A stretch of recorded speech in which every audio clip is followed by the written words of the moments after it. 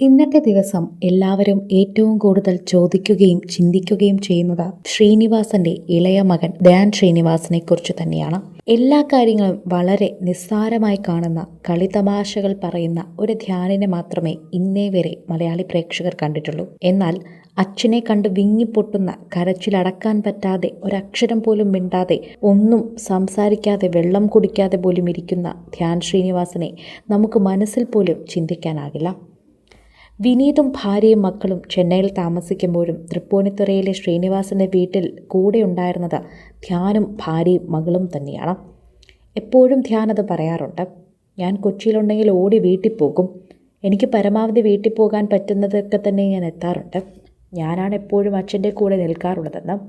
മൂത്ത മകനോടാണ് സ്നേഹമെന്ന് എനിക്ക് തോന്നാറില്ല എന്നൊക്കെ കളിത്തമാശയിൽ എപ്പോഴും പറയാറുണ്ട് ധ്യാനം. ഏതു മക്കളെയാണ് ഏറ്റവും കൂടുതൽ ഇഷ്ടമെന്ന് ചോദിച്ചാൽ ആരുടെയെങ്കിലും ഒരാളുടെ പേര് പറയാൻ മടിച്ചിട്ട് ശ്രീനിവാസൻ സ്ഥിരം പറയുന്നൊരു ഡയലോഗാണ് രണ്ടു മക്കളെയും ഇഷ്ടമല്ല എന്നത്.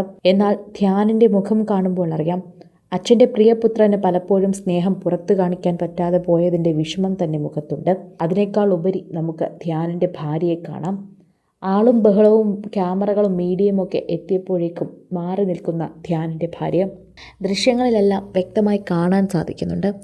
ധ്യാനിൻ്റെ ഭാര്യയെക്കുറിച്ച് സംസാരിക്കുമ്പോൾ തന്നെ ഏറ്റവും കൂടുതൽ എല്ലാവർക്കും അറിയാവുന്നത് ധ്യാനിൻ്റെ പഴയ മോശം സ്വഭാവം മാറ്റിയെടുത്ത പെൺകുട്ടി എന്ന രീതിയിൽ തന്നെയാണ്.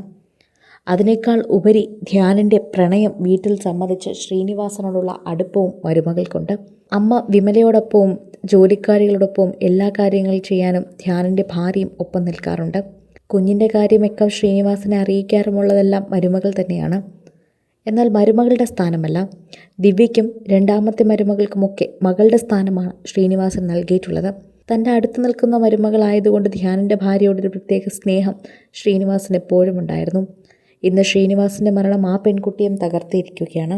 വിവാഹം കഴിഞ്ഞ് വന്ന നാളു മുതൽ അച്ഛനായി കണ്ട് അച്ഛൻ്റെ അടുത്തും അമ്മയുടെ അടുത്തും താമസിച്ചു നിൽക്കുന്ന വ്യക്തിയാണ് ധ്യാൻ ശ്രീനിവാസൻ്റെ ഭാര്യ. അതുകൊണ്ട് ധ്യാനിനും ഭാര്യയ്ക്കും ഒരു പ്രത്യേക അടുപ്പം തന്നെ ഉണ്ടായിരിക്കും. ഈ മരണം ഒരിക്കലും ഞെട്ടിക്കാൻ പറ്റുന്ന വിവരമെന്ന് പറയാൻ സാധിക്കില്ല.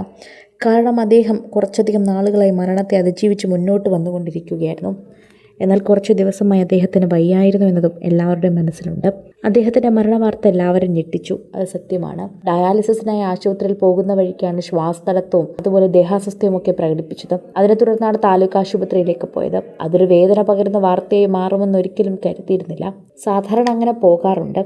അവിടെ പോയി ചികിത്സ തേടിയിട്ട് ബാക്കിയുള്ള കാര്യങ്ങൾ നോക്കും. എന്നാൽ ഇത് ചികിത്സ തേടാൻ ഒന്നും തന്നെ ശരീരം പ്രതികരിക്കുന്നുണ്ടായിരുന്നില്ല. അവിടെ എത്തിച്ച് കുറച്ച് നിമിഷം കഴിഞ്ഞപ്പോൾ തന്നെ അദ്ദേഹം മരണമടഞ്ഞു.